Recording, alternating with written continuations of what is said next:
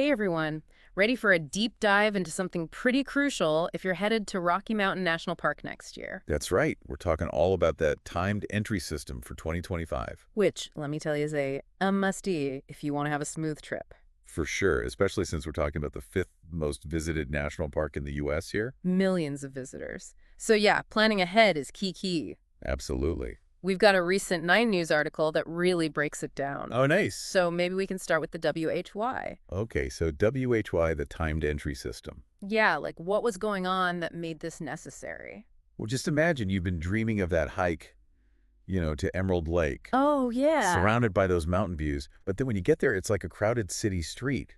Oh, no. Overflowing parking lots, trails packed with people. And forget about that peaceful solitude you were hoping for. Yeah, that kind of defeats the purpose of a mountain escape. Exactly. And it's not just about the crowds either. It's about protecting the park itself. Oh, right, the impact of all those visitors on the park's resources. Exactly. Think of it this way. You wouldn't want your favorite book to just fall apart because too many people were reading it at once, right? That's a great analogy. This system is about protecting this national treasure. So everyone can enjoy it. Exactly. And they did a pilot program back in 2020, Oh, great. and it really did make a difference. So they made it permanent last May. So for 2025, there are 2 main types of permits we need to wrap our heads around. You got it. 2 permits. Okay, now we're getting strategic. Uh-huh. Right. Okay, so the first one you need to know about is the Bear Lake Road Corridor Permit.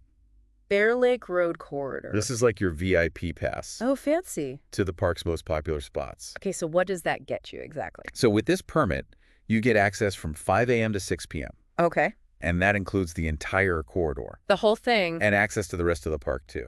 Wow, so it's kind of an all-access pass then. Pretty much. Yeah. We're talking primetime access to places like Emerald Lake Uh-huh. and Trail Ridge Road, those Yeah. big hitters. Okay, so if I'm lucky enough to snag that Bear Lake Road corridor permit, I'm pretty much set. Yeah, you're good to go.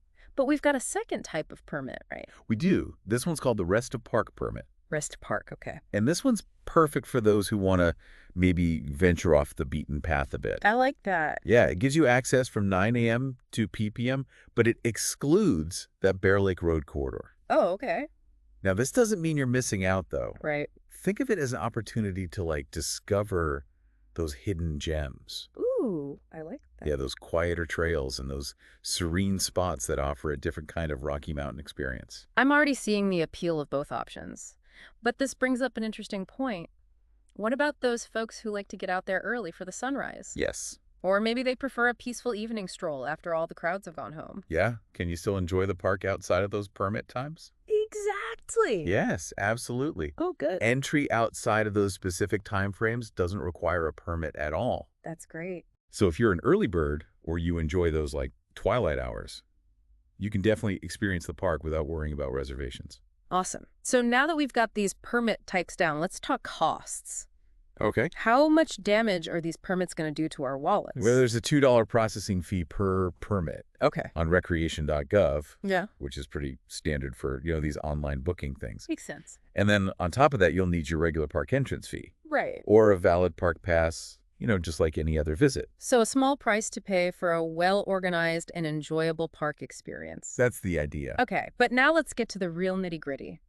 When do these permits become available? Ah, yes. The $1,000,000 question. Because knowing that is key, right? It is. So get those calendars ready because the first big date to circle is May 1st.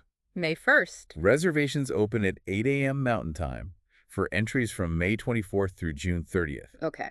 And then it kind of follows this rolling release. Okay. So June 1st opens up July reservations and so on. Basically, each month opens on the first of the preceding month. Okay, so it's a rolling release. I'm Yeah. already feeling that pressure. Setting those phone alarms, brewing that extra strong coffee to be ready for that 8 a.m. rush. Uh-huh. Yeah. It can be a little bit like that. It sounds a bit like trying to snag concert tickets or Black Friday deals. He's wrong. Everyone's going crazy. It can be competitive, but a little planning goes a long way. Right. But here's a pro tip. Okay. I'm listening. Only 60% of the permits are released on those main dates. Oh, really? Yeah. The remaining 40% become available at 7 p.m. the night before your desired entry date. Wait, hold on. So there's a second chance. There is. That's awesome. Yeah, it gives you a little more flexibility, a second shot at securing that permit. Especially if you're flexible with your travel dates. Exactly. I love it. Okay. Phew, that takes a little pressure off. So I've got my permit, I've got my coffee, and I'm picturing myself driving into Rocky Mountain National Park ready for adventure. But what now? Okay, so now the fun part begins. Research is your best friend here. Okay. So before you even think about packing your bags, Mm. take some time to really explore the different areas of the park. Uh-huh. Think about what excites you, Ray. Yeah. Are you all about those like iconic views and challenging hikes? Uh-huh. Then that Bear Lake Road corridor is calling your name. Okay. But if you're looking for something a little more off the beaten path, those quieter trails, hidden waterfalls, Yeah. then that Rest of Park permit might be your perfect match. I love that it's like choosing your own adventure based on what permit you manage to snag. Exactly. Okay, but what about transportation within the park? Is it all about driving yourself around, or are there other options? Because let's be honest, if I'm already stressing about getting the permit, the last thing I want to worry about is finding a parking spot. Oh, you are so right about that parking.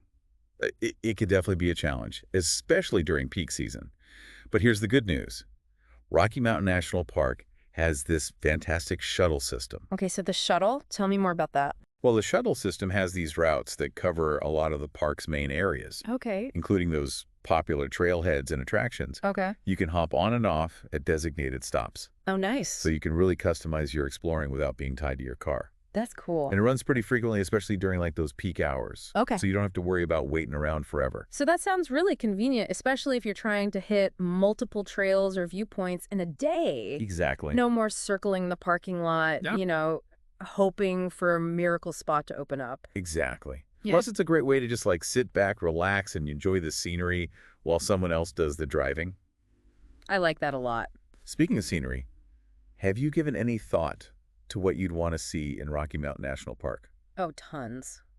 Besides Emerald Lake you mentioned earlier. Yeah, Emerald Lake is definitely at the top of the list. Oh, for sure. That turquoise water surrounded by those rugged peaks. It's magical. Yeah, it's just magical. And of course, driving Trail Ridge Road. Oh, yeah. It's a must-do. I mean, I can't imagine visiting the park without experiencing that drive, above the tree line. Those are classics for a reason. They are. And both Emerald Lake and Trail Ridge Road offer those just breathtaking views. Yeah, And they're super accessible. that's great. But remember, those are both located in that Bear Lake Road corridor. Right. So you really need to snag that permit. If you want to experience those spots during those prime hours. Exactly. Okay, so if I'm going for that Bear Lake Road corridor permit, I need to be ready for that 8 a.m. rush. You got it. But even if I end up with the Rest of Park permit, I'm still going to have access to some incredible spots, right? Absolutely. There are so many amazing places to explore in the rest of the park. Okay, good. Like take Alberta Falls, for example. Alberta Falls. It's this stunning waterfall. Oh, wow. And it's easily accessible with this like relatively short hike. Okay, cool. And it's usually less crowded than some of those like iconic spots, Yeah. in the Bear Lake Road corridor. See, that's what I love about Rocky Mountain National Park. It's not just about those like postcard perfect views. There's something for everyone whether you're looking for those challenging hikes or those more relaxed strolls. Absolutely. So what are your favorite spots in the park? Any hidden gems you'd recommend? Oh, there's so many. Okay, I'm ready. I'm a big fan of the Wild Basin area. Wild Basin? It's Okay. a bit quieter, Okay. and it offers some really beautiful trails, that wind through forests and along streams. Oh, that sounds nice. And the views of the Continental Divide from there are just spectacular. Wow. Okay, that one's going on the list. You got to check it out. Okay, so you mentioned earlier that the reservation system can be a little, like a battle plan, A little bit, yeah. especially for those coveted Bear Lake Road corridor permits. Right. So do you have any tips for navigating that recreation.gov website? Any insider secrets? Yeah. Well, I wouldn't call them secrets, but there are definitely some things you can do to make your life a little easier. Okay, I like that. First things first, make sure you have an account set up on recreation.gov well in advance. Okay. Don't wait till the last minute to create your profile and fumble around with passwords Right. when those permits go live. Yeah, nobody needs that added stress. Exactly. So, account ready coffee brewed. It's 7:59 a.m. on May 1st. Okay, it's go time. What's the game plan? Yeah. Have your calendar open, know your desired dates, Uh-huh.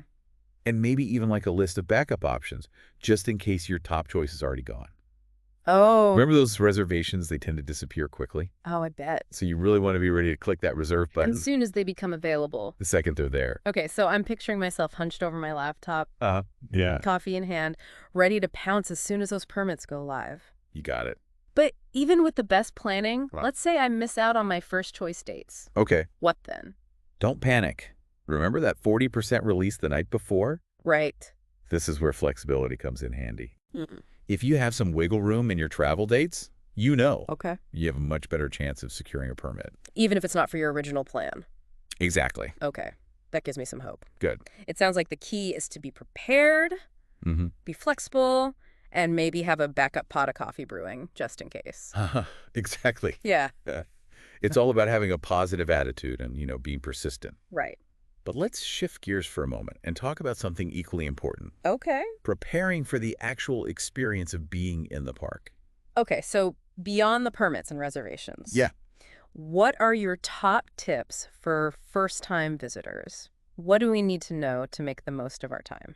Well, first and foremost, remember that you're heading into the mountains. Yes. The elevation in Rocky Mountain National Park ranges from around 7,500 feet to over 14,000 feet. Wow. And that could have a real impact on your body. Yeah, altitude sickness is no joke. It's serious stuff. I've definitely learned that the hard way on past trips. Oh, no. So yeah, what are your tips for dealing with that? We'll give yourself time to acclimate when you arrive. Okay. Take it easy on your first day. Drink plenty of water. Listen to your body. Mm-hmm. Don't try to conquer those challenging hikes right off the bat. Good advice. So hydrate, acclimate, and don't push yourself too hard on those first few days. Exactly. Got it. What else should we keep in mind? Another important thing is to be prepared for all kinds of weather. Oh, yeah. Mountain weather is notoriously unpredictable. That's true. You could be hiking in sunshine one minute and caught in a snowstorm the next, Right. even in the summer. Oh, for sure.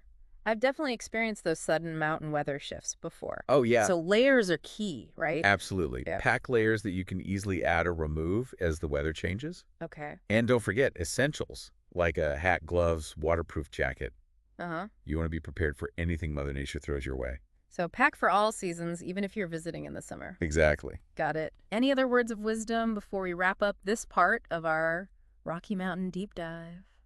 Just remember these systems are in place for a reason. Right. Timed entry might seem like an extra step, Yeah. but it's all about protecting this incredible national treasure. It's true. So plan ahead, get your permit, and enjoy the experience, knowing you're helping to preserve the park for future generations.